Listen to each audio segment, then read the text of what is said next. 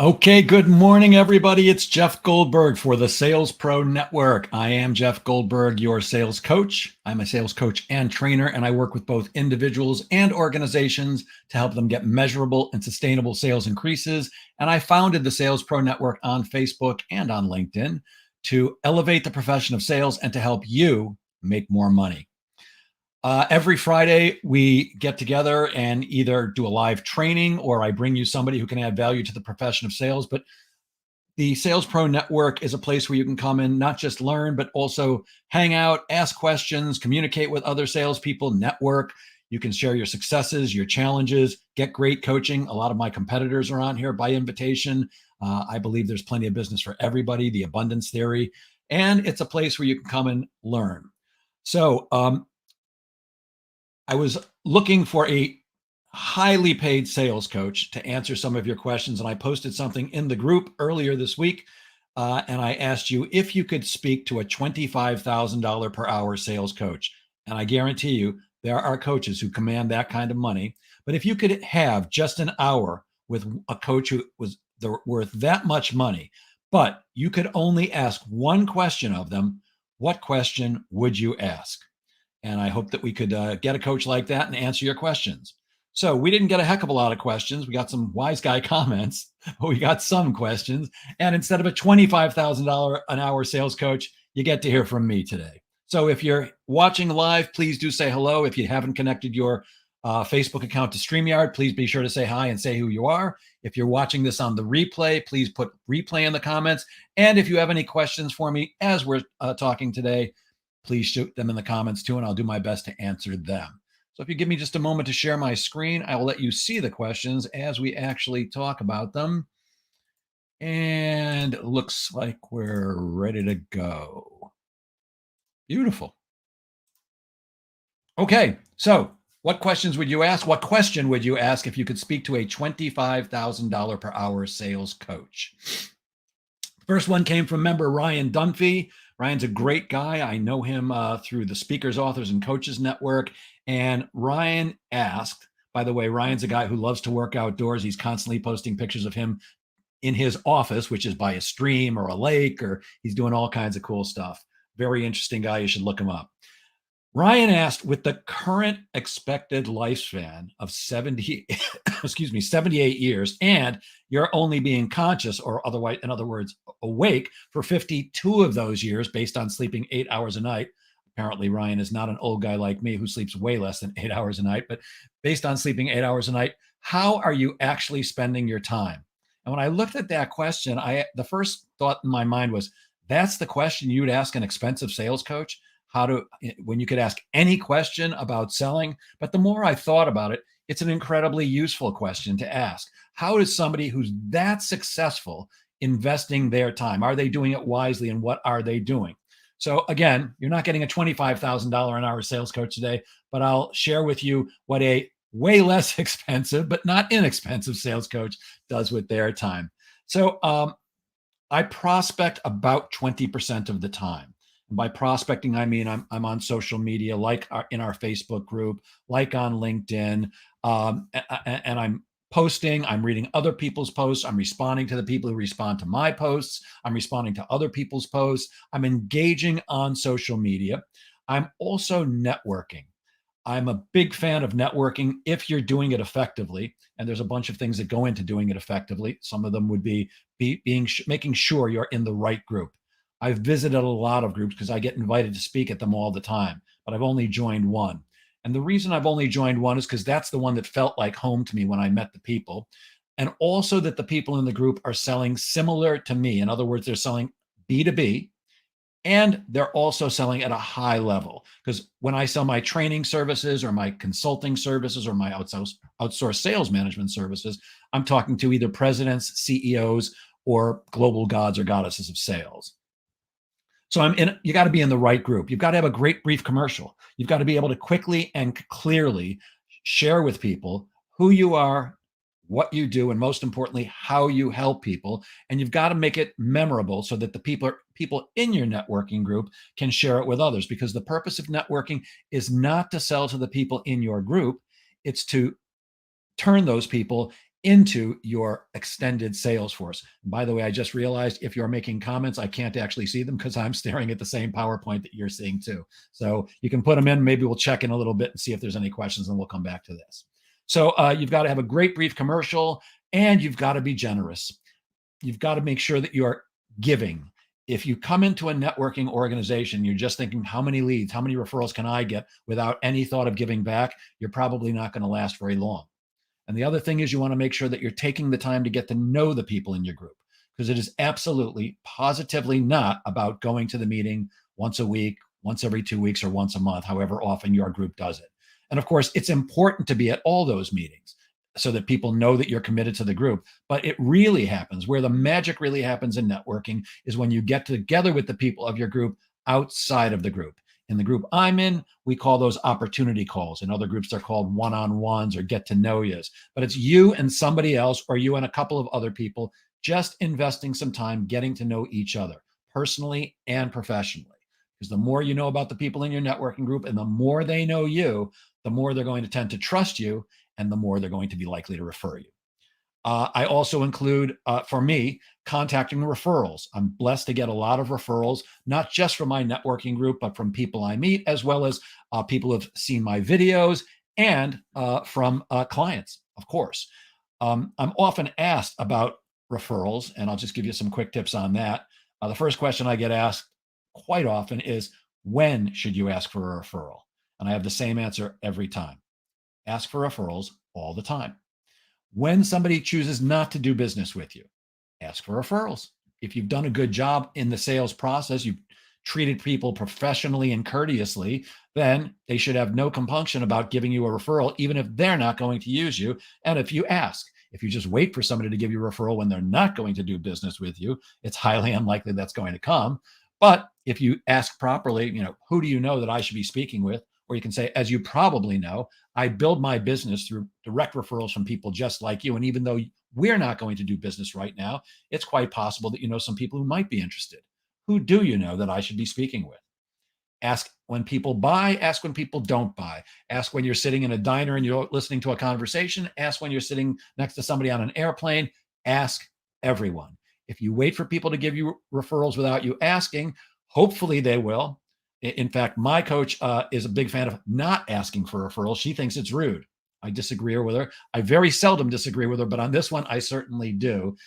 You need to ask for referrals, because even people who like you, are happy with the work you've done, they may have a referral for you, but they've got other things on their mind, not helping you. But when you come right out and ask, they might go, oh yeah, I've got a couple of referrals for you. I'm glad you asked. So make sure you're asking. So about 20% of my time goes to prospecting between social media, networking, and contacting referrals. I don't make cold calls anymore. I built my business by cold calling, and I still believe it's the most cost-effective and time-efficient way for you to fill up your calendar with appointments if you don't have them. I just don't do it because I don't have to. I do it once a month just for a little bit to make sure that what I'm teaching other people to do is still working. But personally, I'd rather live in my car than have to pick up the phone and cold call ever again. So that's where 20% of my time goes. 10% of my time is done actual selling, actual meeting with people, either face-to-face, via Zoom, or on the phone, to conduct the sales process. Some of those go very quickly, like with coaching clients. Those tend to be one call, 20 to 30 minutes, you're closed or you're not.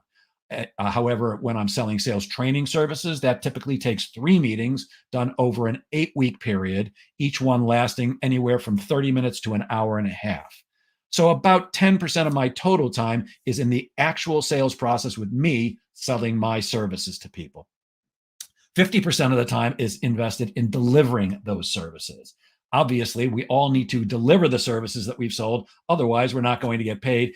In some cases, you may be just selling and somebody else in your organization delivers the services, or maybe you're selling products and you don't have to do too much after the sale is made other than nurture the relationship.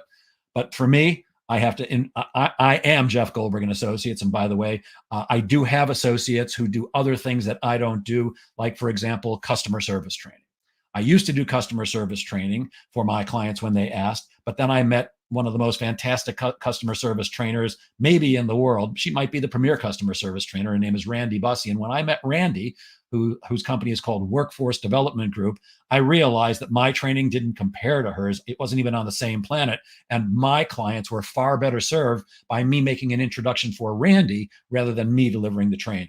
So I actually deliver, but so I do have associates like Randy, who when people want customer service training, like my mentor, Steve Bookbinder, when people need digital sales training, because that's a very different world. I've got all kinds of associates, but most of it is me delivering my services. So about 50% of my time each week, my awake time, is spent delivering services. 5% of my time is spent during research, compiling lists, looking on LinkedIn for people who might be good prospects for me, or people who have contacted me to try to sell me something. 5% of the time I'm researching, doing background information. 5% of the time is spent on paperwork and business work. So paperwork might mean putting together a proposal, putting together a letter of agreement, writing up an invoice, doing bookkeeping work. I don't do my own accounting, but I do my own bookkeeping. 5% of the time goes to that. Another 5% of my time goes to donating my time. I am involved with a couple of organizations where I provide my services for free for people who can't afford it and desperately need it. Groups like SCORE, SCORE, which is an organization mostly of retired business people who mentor others for free. I also work with an organization where people can just call up and ask for just about any kind of help they want. And they have a laundry list of people like myself who they refer out, and I'll donate some time to those people. So about 5% of my time goes to donating my service to others. And 5% of the time I'm going to call miscellaneous. I don't know where the heck that goes, but that's a very small portion. And I have to tell you, I'm pretty damn focused and dedicated each and every day, but I'm sure about 5% of my time slips away. So Ryan, I hope that answered your question. Where does a $25,000 sales coach, an hour sales coach's time go? I don't know, but I can tell you where mine went, and that's the answer. I'm going to stop sharing just for a second and see if there are any questions. Let's see. Oh, here we go. Let's see. Good morning from Texas. Good morning, Fran Cole Hebler. Good to see you. Good morning, Steve Kent. Always a pleasure. Ben Gibbs. Good to see you. Joe Pontius. Look at that. He says, hey, Jeff, I'm multitasking today. All right, Joe. Sounds good. And Bonnie Levine says, good morning to Jeff and everybody. Don Levine, executive recruiter. Oh, looks like Bonnie Levine is logging in for her hubby, Don. Good to see you, Don, and Bonnie, if you're looking too. All right, let's get back to the questions. I'm going to share my screen again and see what came up next. Okay, so the next question came from Alexander Acker, and it wasn't actually a question. It was Alexander being funny. He asked, of the $25,000 per hour sales coach, can I speak to you for 5 minutes? Very funny. Alexander also knows that I'm doing stand-up comedy these days, and he said, maybe you can use this in your act. Well, here's my answer for can I speak to you for, if I was a $25,000 per hour sales coach, my answer to can I speak to you for 5 minutes would be, that'll be $25,000 because you just asked me a question. Thank you very much, Alexander. I'll be waiting for your check. No credit cards, thank you. I do accept Venmo. Let's get to Dennis Lombardi, another wise guy who said, are you effing kidding me? LOL, laugh out loud. So, I did respond to Dennis online saying, no, I'm not effing kidding. There really are sales coaches and other types of coaches who charge $25,000 an hour. I know one consultant who charges $1,000 for a day. And I answered Dennis saying, clearly I'm doing something wrong because I'm not charging enough. But the real answer is no, that person should not be kidding you, because if they are worth $25,000, if they can provide $25,000 worth of value to you for one single hour, no, I'm not effing kidding you. Dennis Lombardi and everybody else, if I could guarantee you that you would make $100,000 more this year, would you pay me $25,000 assuming you had it? Well, you'd be stupid not to. Why would you not invest $25,000 to make $100,000? Doesn't make sense. The networking group I belong to cost me $3,600 a year. A little bit more expensive than most, but there hasn't been a single year that I've been involved with that group where I've earned back less than $40,000 and sometimes way more. I'll trade $3,600 to make $40,000 all day long. I'll trade $25,000 to make $100,000 or more all day long. So Dennis, I love you, buddy. You're like a brother to me, but no, I'm not effing kidding you. All right, let's take a look at the next one. Well, apparently there were no more questions for you, so I put my head together, my thoughts together, and asked myself some questions if I was speaking to a $25,000 sales coach. Not that I need these answers because I'm going to give them to you, but I think that many people, if not most, have a question like this, which is, what do you do when a prospect goes dark? And that's a tough one.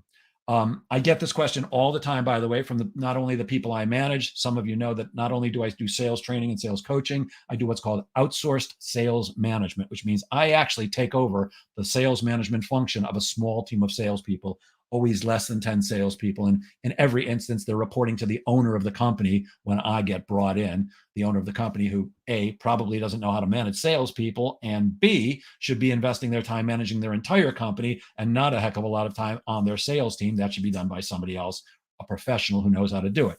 So I do get this question all the time from the people I manage, as well as from salespeople constantly. In fact, it's probably the most popular question I get.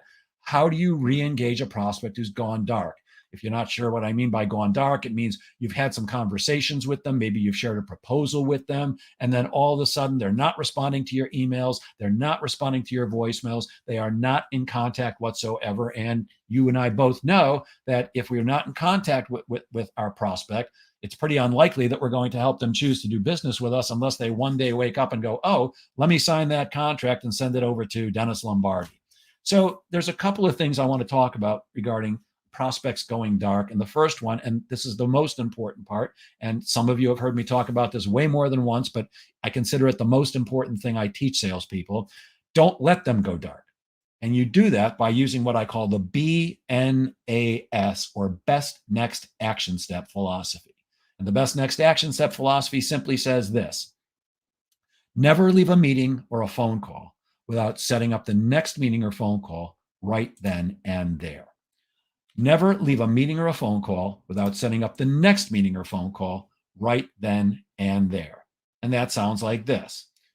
Hey, Dennis, we've had a great meeting today. I've really enjoyed talking with you, and you've given me a lot of great information. Here's what I think we should do. I'm going to go back to my office, consider everything we've talked about, and I'm going to put some thoughts on paper on how we can get your sales team trained and increase sales here at Lombardi Co. And I'd like to come back and share those ideas with you next Tuesday at 3. So you're in a meeting, on a phone call, on a Zoom meeting, face-to-face with somebody, and at the end, you're arranging the next meeting. Now, when you do this, you've done two things. First of all, you've recognized that you're dealing with a prospect who's actually interested in doing business with you. They may not end up doing business with you, but they're interested, because nobody gives you some of their valuable time and then agrees to give you more of their valuable time unless they're interested in what you've got. They may not buy, but at least they're interested. The only group of people that I've found who will waste your time like that, they'll meet with you and then meet with you again, is somebody in purchasing or a buyer, because sometimes those people have rules that they have to live by, like they've got to get 3 quotes or 5 quotes. And sometimes, even though they've made a decision to use somebody else, they'll still take up your time because they want to see your proposal. I'm not a big fan of that, but I understand that they're just doing their job. But most people, if you're dealing directly with a decision maker, and I know in some cases you can't, my coaching is always try to work with only decision makers if you possibly can. That's certainly what I do, but I know my business is not the same as everybody else's. Sometimes you're dealing with somebody lower level who has to take the final decision up to the decision maker, and sometimes you're working with a purchasing department. But in most cases, if you're dealing directly with the decision maker, you need to make sure that you're dealing with somebody who's interested, and they're not going to give you more of their time if they're not interested. Again, they may not end up buying, but they are interested. So always, always, always get the best next action step before leaving. Again, never leave a meeting or a phone call without setting up the next meeting or phone call right then and there. So one thing you're doing is you're finding out, is this person interested? The other thing you're doing is, I believe you'll save between 1 and 3 weeks off your sales cycle every time you get a best next action step. 1 to 3 weeks, shortening your sales cycle every time you get a best next action step. And here's why. If you don't end a meeting by getting a best next action step, but let's say the person is interested, well, what you're going to do is you're going to go back and write up a proposal, and then you're going to try to contact that person because you said you would, so that you can set up an appointment and come back and show it to them. But they're not sitting at their desk waiting for your call. Of the prospects that I'm dealing with right now, I don't think anybody is staring at their phone at this moment, 10:19 Eastern time on Friday, October 15th, praying that I pick up the phone and call them today to try to arrange a next meeting. That wouldn't happen with me anyways, because I've arranged the next meeting. But if I hadn't, I don't think anybody's sitting there staring at the phone waiting for me. So if I didn't end the meeting with a next step, what happens is I'm going to write up my proposal and I'm going to give them a call.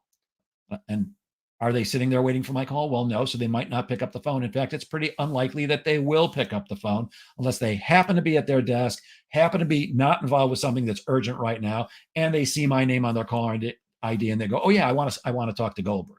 But way more than likely, you're going to leave a voicemail. "Hi, Dennis, Jeff Goldberg. We met the other day. I told you I'd call you when I've got your outline of ideas ready. It's all set. Give me a call back and we'll set up an appointment so I can come share my information with you. And then you'll have all the information you need to make an intelligent decision whenever you're ready." By the way, I love that phrase. You'll have all the information you need to make an intelligent decision whenever you're ready. Kind of lets people know you're not going to pressure them, which I'm not going to do. So I leave Dennis that voicemail. He gets it. And remember, in this instance, he's interested, so he calls me back. Except if he calls me back, am I sitting at my desk waiting for his call? No, I'm hoping for his call, but I'm not sitting at my desk waiting for it. And if he calls during this chat I'm having with you right now, he can't get me because I turn off my phones when I do these broadcasts so that I'm not disturbed and so I can focus really on you. Most likely, Dennis and I, two very busy executives, are going to trade 2, 4, 6, could be 10 voicemails back and forth. And it could be over a 1, 2, or 3 week, maybe even a longer period of time before two busy executives like us finally reach each other. But when we do, hopefully we'll agree to another meeting. Dennis wants to see my proposal. I want to show him my proposal. So we'll agree to a meeting. But remember, Dennis is a busy executive. In my case, he's the president of a company, the CEO of a company, or a VP of sales.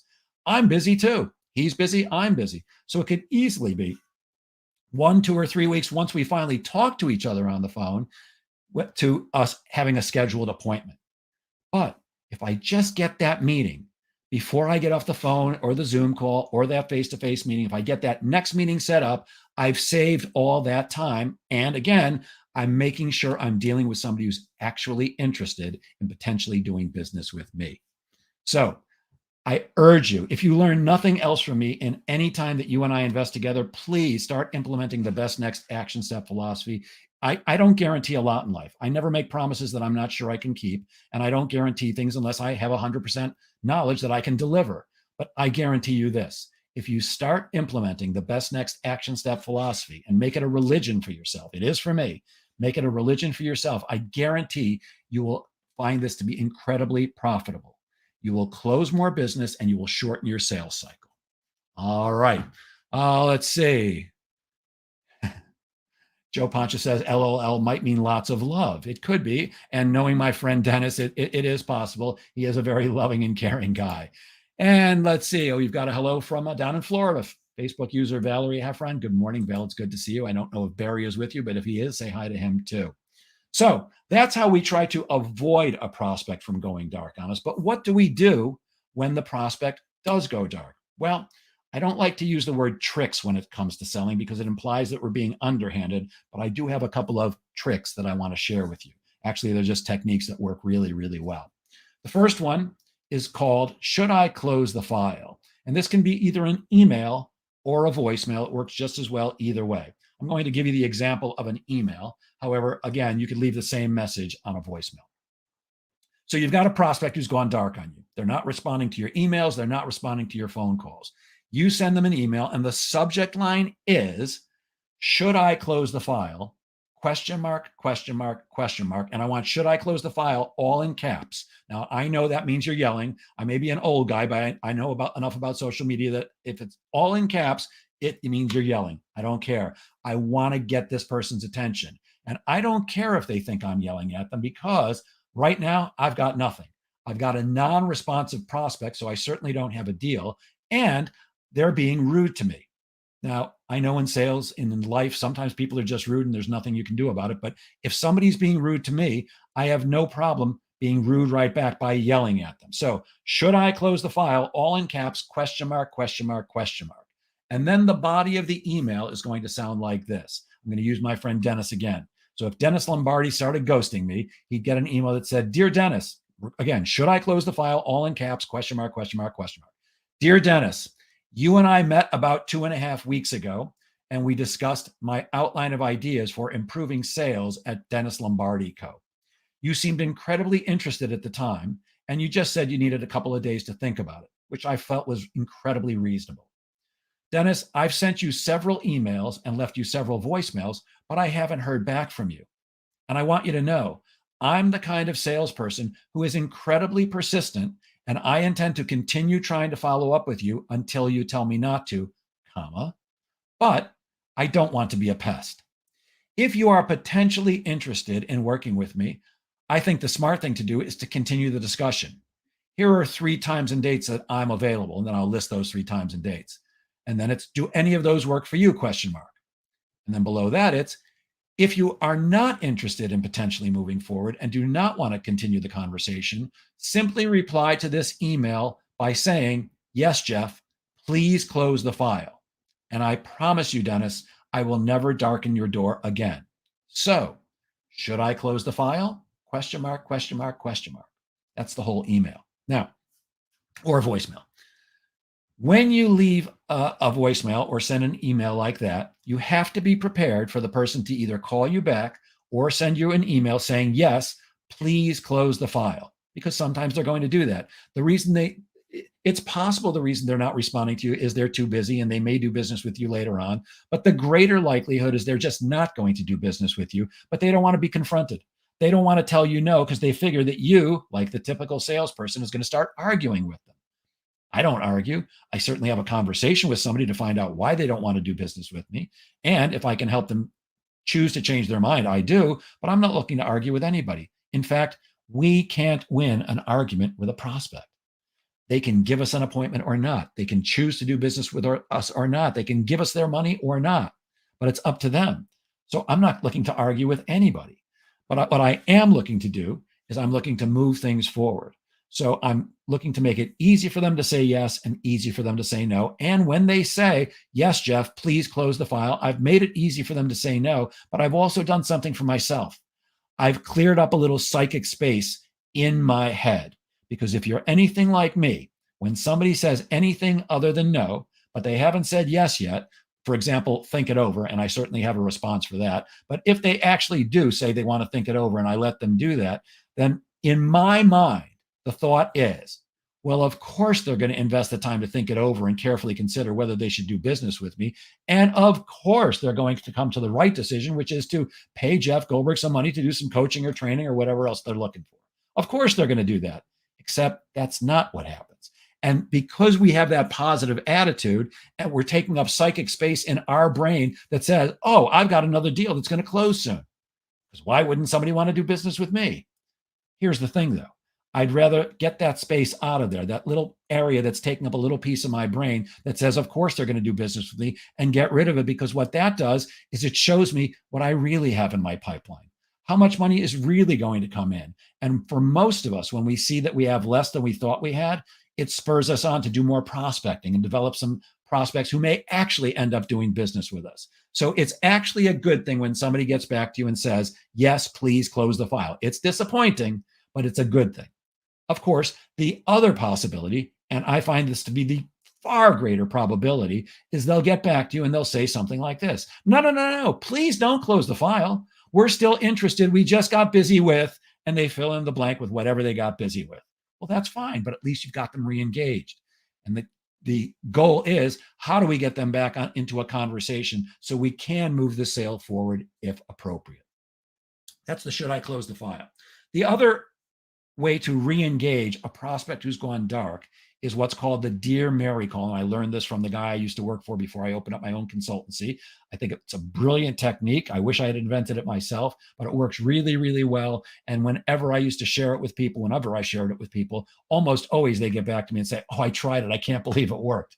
I had one company that I taught it to years ago. They were getting 95% returns on this one thing. So the Dear Mary call works like this. You have to have somebody else to make the call for you. And you have to put your ego aside. Now, if you own your own company, as I do, this call is not going to work very well, because somebody has to play the role of your manager or your superior, your boss.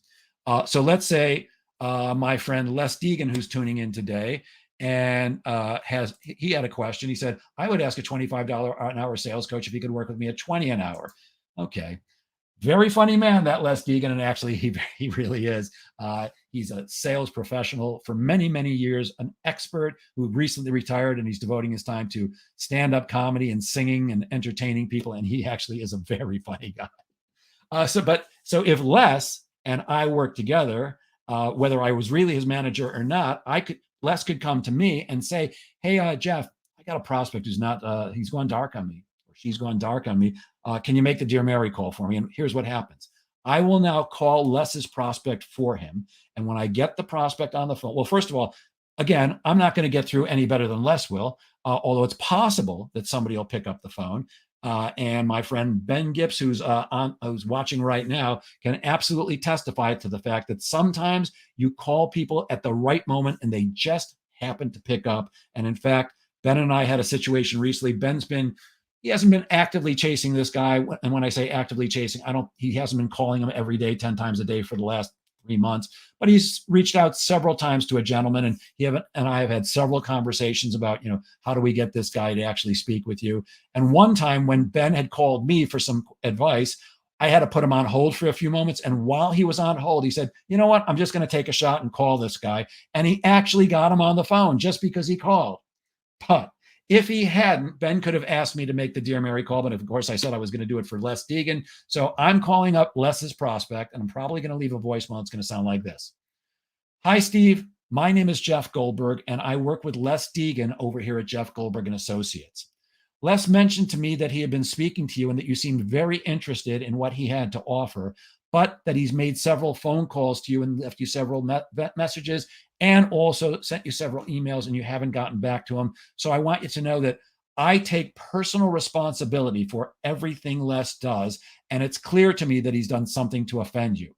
I'd sure appreciate it if you could do me a quick favor and just give me a very fast call back so I can find out what Les did, and I can personally apologize to you, and I'll make sure nothing like that ever happens again. I'd sure appreciate it. My phone number is 516-608-4136. That's it. I hang up. This same thing can be put into an email. Now, Les has to put his ego aside to say, "Oh, my manager has to make this happen for me." But here's what typically happens. The manager, if it's really the manager or whoever's playing the role of the manager, typically will get a call back because they think Les is in trouble. I implied that it must be that Les did something wrong and I want to apologize for it. And people don't want Les to be in trouble. In fact, if you knew Les, you'd never want this guy to be in trouble because he's funny and sweet and he's just a wonderful guy. So if I got that call, I would call back immediately. And this is what happens most of the time. And I'd say, "Les didn't do anything wrong. We love Les. He's fantastic. We still want to work with him. We just got busy with," and again, they fill in the blank with whatever they got busy with. But I now have the person on the phone and I can set up another appointment for me and Les and this person to get together. So the "should I close the file" and the Dear Mary call both work really, really well if you use them. Like any other technique, like any skill or tool or technique or tip that I share with you, none of it works if you don't use it. My coaching is always for anybody I work with. Give it a try. See if it works. If it does, keep doing it. If it doesn't, let's figure something else out. So let's see. Fran said, "We call this team tagging. It works great." Oh, great. Another name for the Dear Mary call, team tagging. I like that a lot. And Kelly Campbell says, "When you get that call back, they usually stick up for you." Exactly. They're your best friend at that point. They don't want I guarantee you, if you knew Les, you would never want him to be in trouble. He's too nice. Me, I can be a little snotty sometimes, so you might not care if I'm in trouble, but you wouldn't want Les to be in trouble, or my friend Dennis Lombardi, or actually any of you who I know well. And you're all lovely people, and nobody wants to get somebody in trouble anyways. So the Dear Mary call and the "should I close the file," two ways to re-engage a prospect when they've gone dark. Give them a try. And if you need help with the verbiage, just send me an email, write to me, and I'll be happy to send it to you. So let's go back to the next question that the non-audience member asked, and I actually asked myself. And that question would be, what can I do to make more money? How can I make more money in sales? And of course, that's the only reason people contact me. I guarantee you nobody's contacting me for my good looks. It may be for my sense of humor, but really, when people get in touch with me, whether it's on a coaching basis individually or as a group or on a training basis, they're only looking for one thing. They're looking for their sales to go up.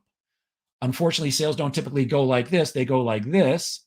But over time, by working with somebody like me or any other of the highly expert sales trainers and coaches that exist in the world, people want to increase their sales so they can make more money. So I do have some thoughts for you on how you can actually increase your sales.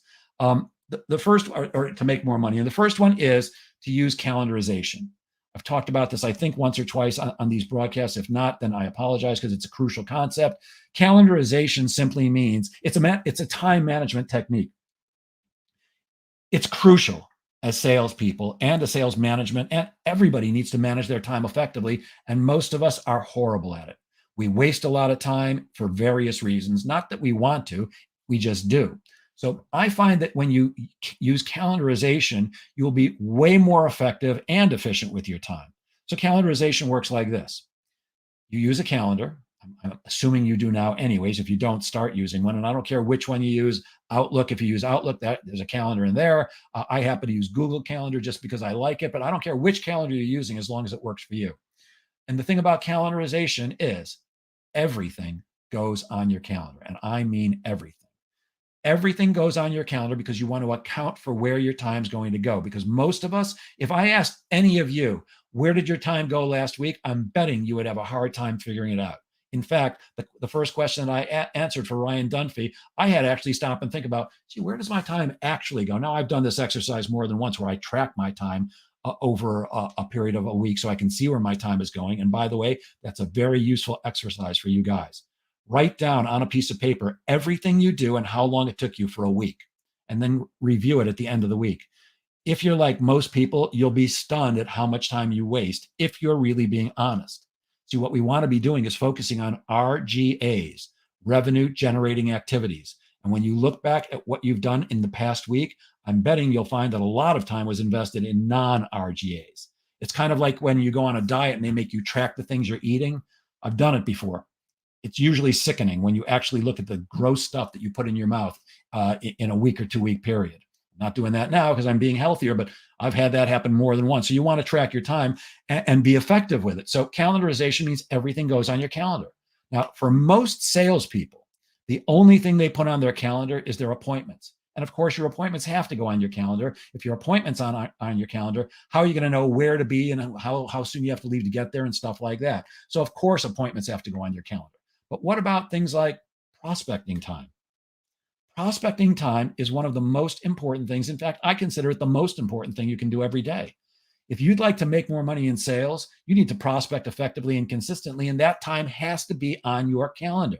But everything should go. Prospecting time, meetings, travel time between appointments, breaks, lunch, everything that you have to do should go on your calendar. And I mean everything. And you should never leave your desk or shut down your computer or stop working for the day unless you've planned tomorrow completely. Personally, I usually have a full week planned at a time. And sometimes I'm planned weeks in advance because people have booked me for coaching sessions or training sessions or whatever.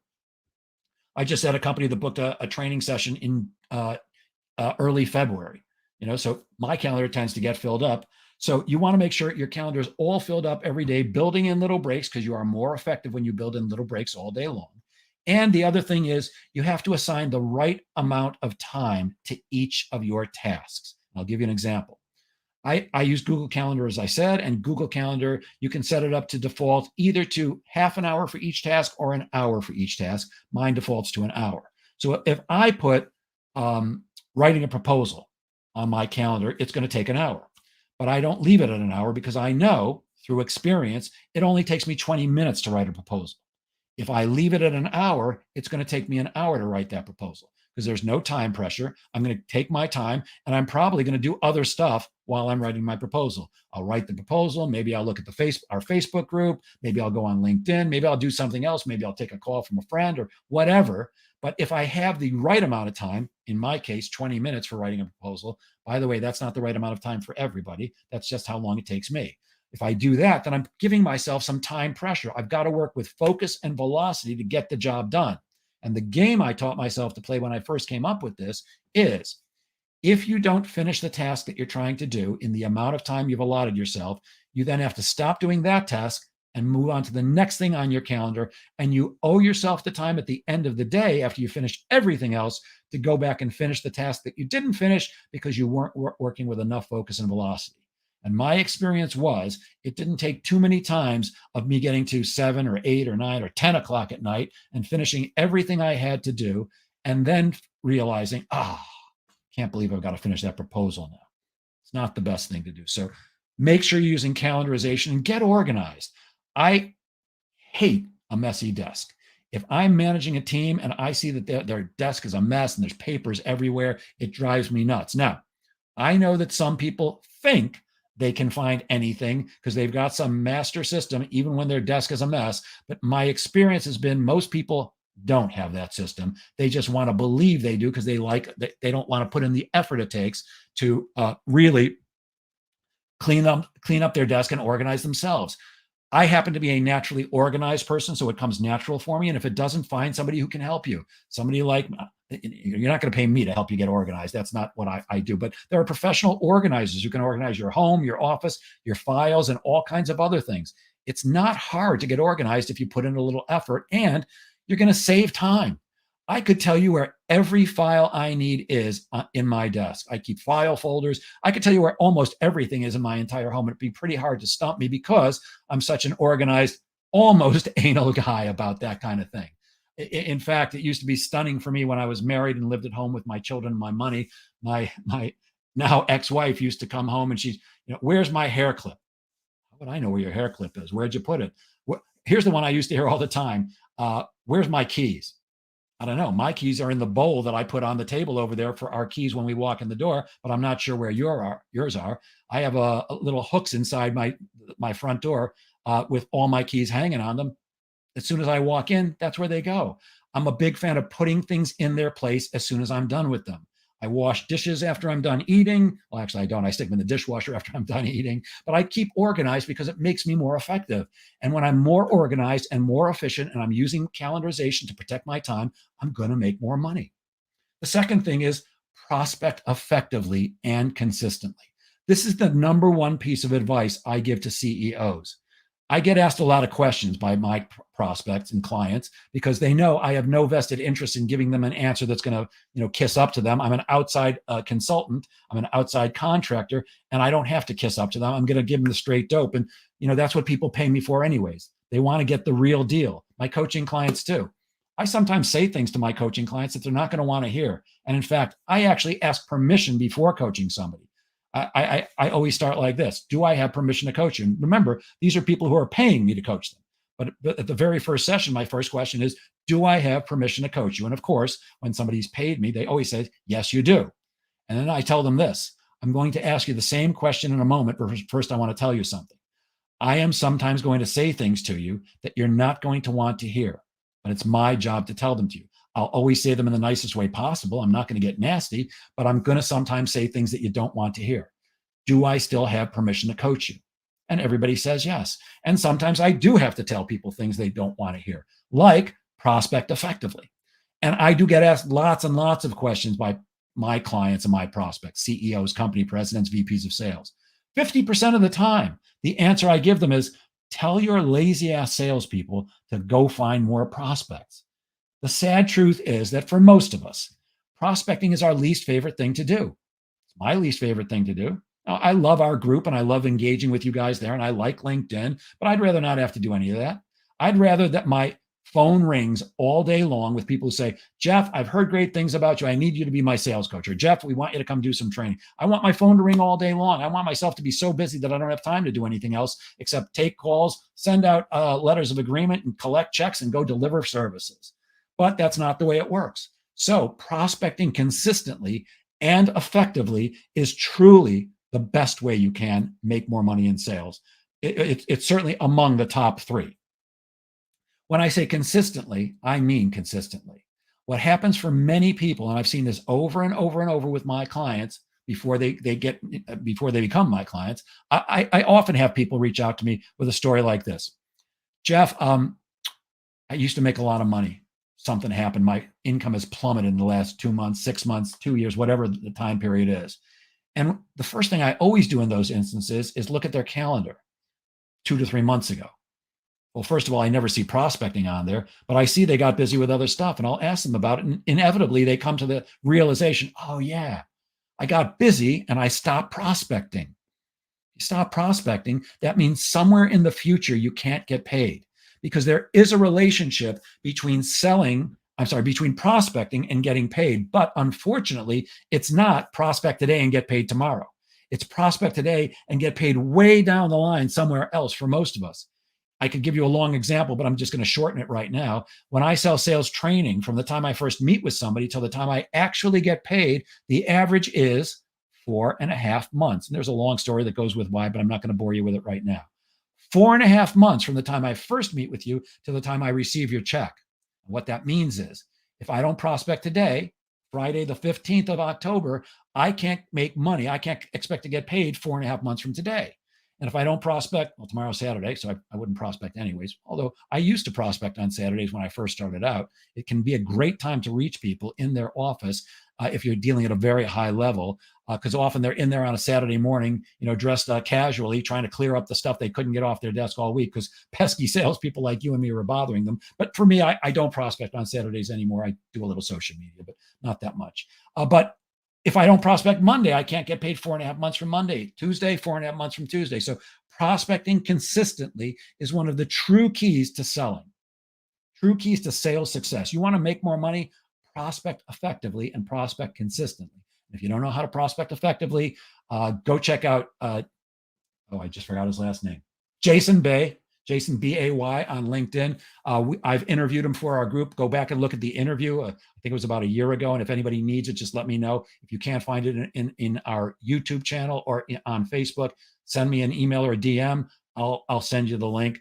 I teach prospecting. There's a gazillion people like me that can teach you how to prospect. There are books you can read, videos you can watch, but learn how to prospect effectively and do it consistently. I guarantee you will make more money in sales. You also want to make sure that you're building trust. You want to make more money in sales, start being trustworthy. Start under promising and over delivering. Start doing what you say you're going to do, because we salespeople often have a very bad reputation for over promising and under delivering. Some salespeople will say and do anything to get a sale and collect the money, and they don't care about the rest. Well, I suggest if you want to make more money in sales, be trustworthy. Do what you say you're going to do. Saying trust me, that's an easy thing to do. Proving you're worthy of somebody's trust, that's a little bit harder. It's not hard, but it's harder. And if you want to make more money in sales, show people that they can put their trust in you. I can tell you this for sure. When somebody engages, I had a gentleman yesterday in China. This was amazing to me. He contacted me from China and was looking for coaching. When we got, excuse me, when we got to the end of a 30-minute conversation, he said, great, I want to move forward with the coaching. Well, I got to tell you, I was incredibly honored. And I am every single time I work with somebody. Anytime somebody says, hey, Jeff, I trust that you can help me sell, and I'm willing to pay you to coach me or train me, I am amazingly honored by that trust. And you should be too. But you need to build that trust. You need to be trustworthy. You need to your come from deep inside your belly has to be, I'm going to serve this person. This gentleman in China, he's going to get some amazing coaching. He told me very clearly what his issues are, and I can absolutely help him solve them. I'm going to help this guy make a ton of money, but I'm truly honored by his trust. And there's no way he would listen to my advice unless he trusted me. Build trust and then nurture relationships. It would be lovely if we could meet somebody and immediately they would just say, yes, I want to buy from you. That's not the way it works most time. Most of us are not involved with a one-call close. Some of you may be, but most of us are not. And sometimes people want to do business with you, but now's not the right time for whatever reason. And there could be a variety of reasons. But for those people, you want to make sure you're nurturing the relationship. And by nurturing the relationship, I do not mean calling them once a week saying, have you decided to do business with me yet? Just following up on that proposal, give me a call. Stop that stuff. Of course you want to check in with people, and of course you want to know if they're ready to do business with you, but that's not the purpose of the call. It may be your end purpose, but that's got to be kind of a throwaway. Your purpose should be to add value to them, Give them new ideas, help them personally and professionally, whether you're sending emails, newsletters, articles that you found on social media, quoting, sending, tagging them in something that you think might be useful. There's a million ways to nurture a relationship, but that's going to help make you more money in sales. One and done doesn't make it. People get the picture very quickly if they don't think you're interested in them.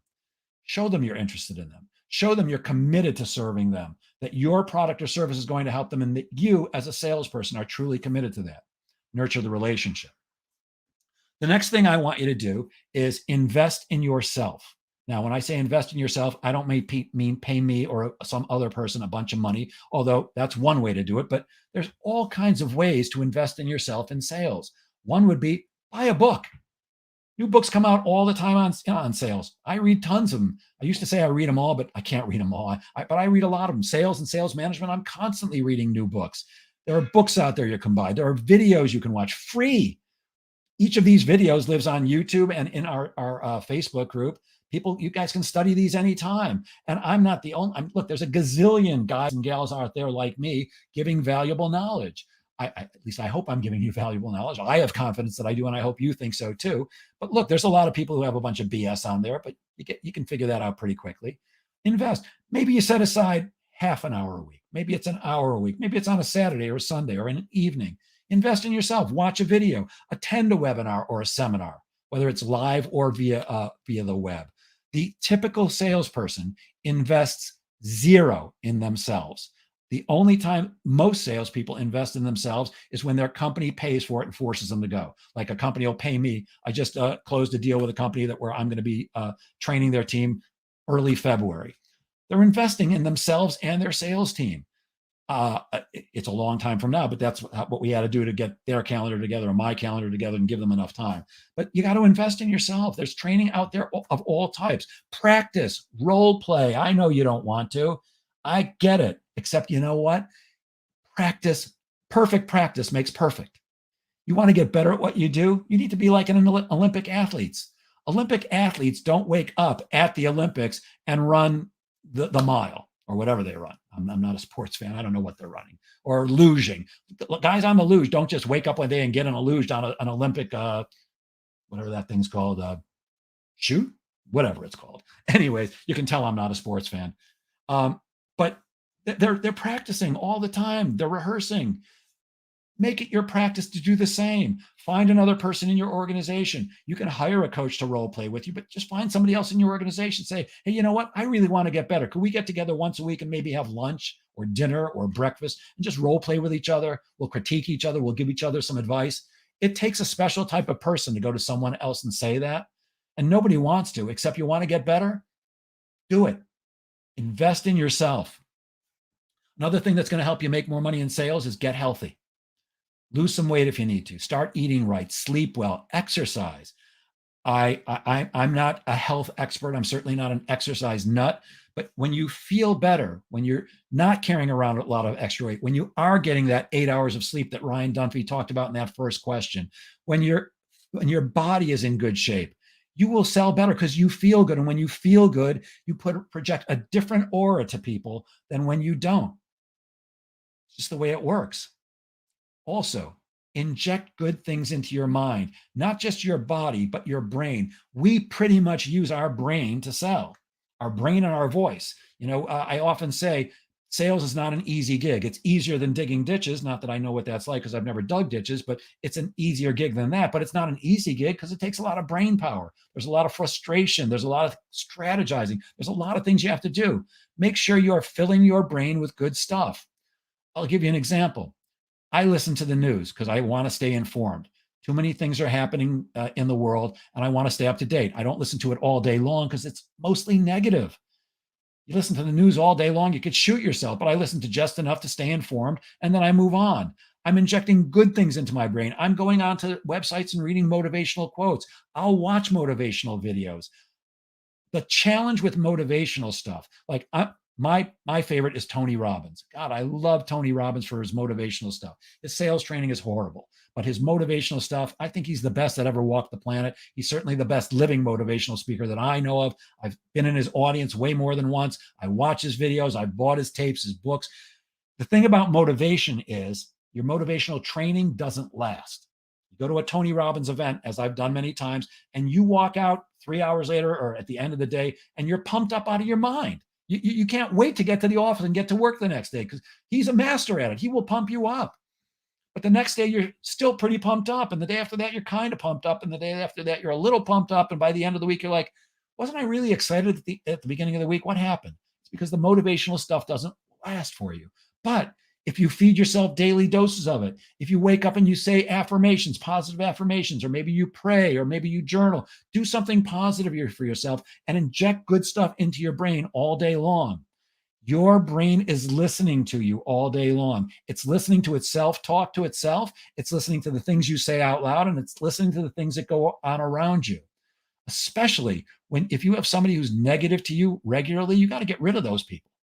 People who are telling you, or if you're telling yourself, don't get rid of yourself, but get rid of the little voice that says, I'm too stupid, I'm broke, I'm too fat.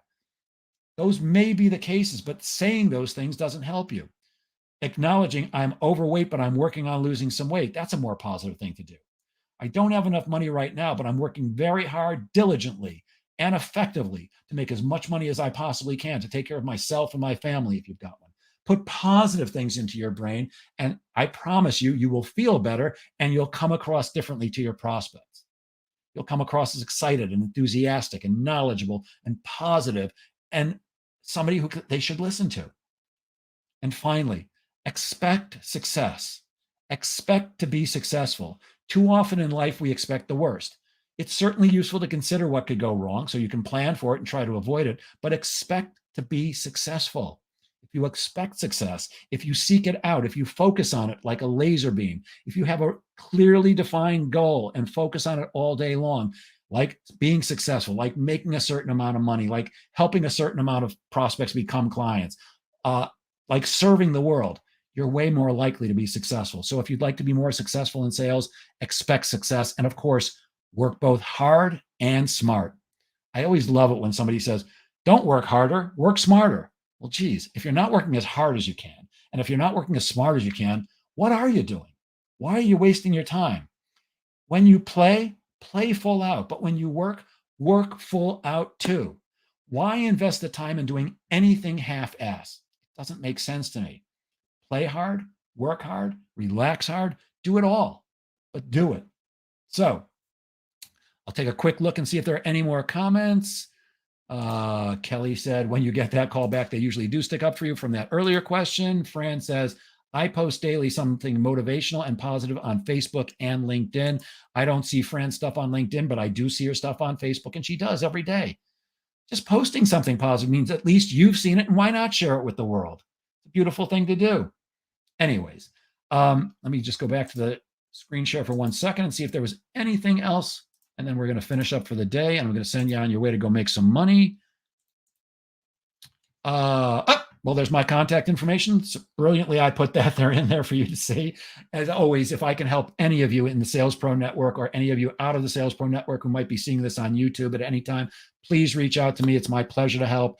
I do get paid to help people, but I'm happy to take questions. And if I can give you some quick advice, it's always my pleasure. Anybody who knows me well will tell you I'm very generous with my advice because I do believe what goes around comes around. Knock on wood, I've been fortunate to be successful in my career, and I love giving back. So if I can help you in some way, look, if you'd like to talk about coaching or training services, of course, I'm happy to do that. But if you just have a quick question and something I can help you with, it's truly my pleasure. My phone number is 516-608-4136. My email, jeff@jgsalespro.com, and you can certainly go to my website, www.jgsalespro.com. And as always, please remember, sales is a game of making things happen. So please get out there today, Monday, and every other day and make sales happen. That's it for me today. I hope this was useful for you guys. Please have a wonderful weekend, and I'll speak to you soon. So long, everybody.